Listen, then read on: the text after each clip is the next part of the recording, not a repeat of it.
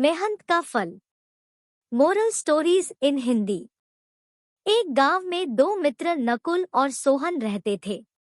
नकुल बहुत धार्मिक था और भगवान को बहुत मानता था, जबकि सोहन बहुत मेहनती थी। एक बार दोनों ने मिलकर 1 बीघा जमीन खरीदी, जिससे वह बहुत फसल उगाकर अपना घर बनाना चाहते थे। सोहन तो खेत में बहुत मेहनत करता, लेकिन नकुल कुछ काम नहीं करता बल्कि मंदिर में जाकर भगवान से अच्छी फसल के लिए प्रार्थना करता था। इसी तरह समय बीतता गया। कुछ समय बाद खेत की फसल पककर तैयार हो गई, जिसको दोनों ने बाजार ले जाकर बेच दिया और उनको अच्छा पैसा मिला। घर आकर सोहन ने नकुल को कहा कि इस धन का ज्यादा हिस्सा मुझे मिलेगा, क्योंकि मैंने खेत में ज्यादा मेहनत की है। यह बात सुनकर नकुल बोला, नहीं, धन का तुमसे ज्यादा हिस्सा मुझे मिलना चाहिए, क्योंकि मैंने भगवान से इसकी प्रार्थना की, तभी हमको अच्छी फसल हुई। भगवान के बिना कुछ संभव नहीं है। जब वह दोनों इस बात को आपस में नहीं सुलझा सके तो धन के बंटवारे के लिए दोनों गांव के मुखिया के पास पहुंचे। मुखिया ने दोनों की सारी बात सुनकर उन दोनों को एक एक बोरा चावल का दिया, जिसमें कंकड़ मिले हुए थे।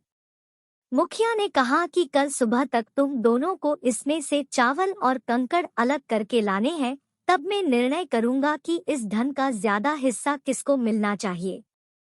दोनों चावल की बोरी लेकर अपने घर चले गए। सोहन ने रात भर जागकर चावल और कंकड़ को अलग किया, लेकिन नकुल चावल की बोरी को लेकर मंदिर में गया और भगवान से चावल में से कंकड़ अलग करने की प्रार्थना की।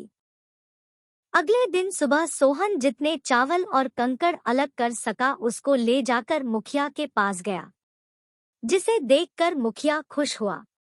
नकुल वैसी की वैसी बोरी को ले जाकर मुखिया के पास गया। मुखिया ने नकुल को कहा कि दिखाओ तुमने कितने चावल साफ किए हैं। नकुल ने कहा कि मुझे भगवान पर पूरा भरोसा है कि सारे चावल साफ हो गए होंगे। जब बोरी को खोला गया तो चावल और कंकड़ वैसे के वैसे ही थे।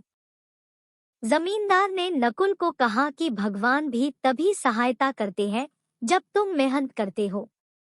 जमींदार ने धन का ज्यादा हिस्सा सोहन को दिया। इसके बाद नकुल भी सोहन की तरह खेत में मेहनत करने लगा और अब की बार उनकी फसल पहले से भी अच्छी हुई। इस कहानी से हमें यह सीख मिलती है कि हमें कभी भी भगवान के भरोसे नहीं बैठना चाहिए। हमें सफलता प्राप्त करने के लिए मेहनत करनी चाहिए। कहानी पढ़कर कहीं ना जाएं दोस्तों। नीचे कमेंट बॉक्स में जाकर अपना कीमती कमेंट हमें लिखकर जरूर भेजें। हमें आपके कमेंटों का इंतजार है और हमेशा रहेगा।